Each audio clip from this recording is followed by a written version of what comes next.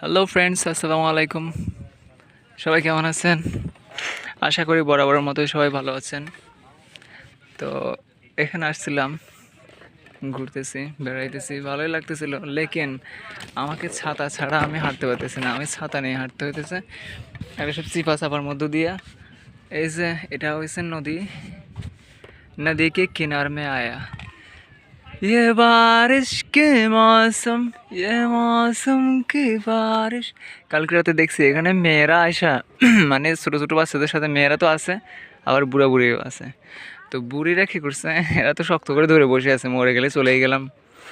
আর মেয়েরা খালি চিল্লাইতেছে আর বাচ্চারা খালি লাফাইতেছে।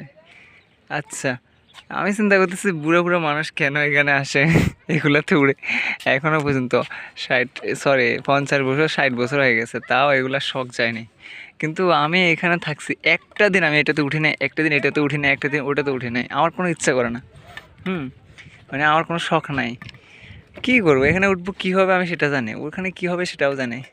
এগুলা অনেক সময় মজা লাগতো একটা সময়, কিন্তু এই মজার সময়গুলো এখন কেন জানি আর ভালো লাগে না, তেমন কিছু মনে হয় না।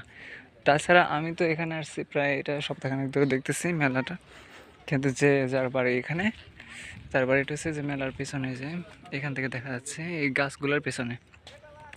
তো ওকে আসতে বলছে, যে হ্যাঁ বলছে মেলা ভালো লাগে না, অলওয়েজ মেলা ভালো লাগে না, কারণ হচ্ছে মানে এরা সবসময় এখানে থাকে তো এই জন্য ভালো লাগে না।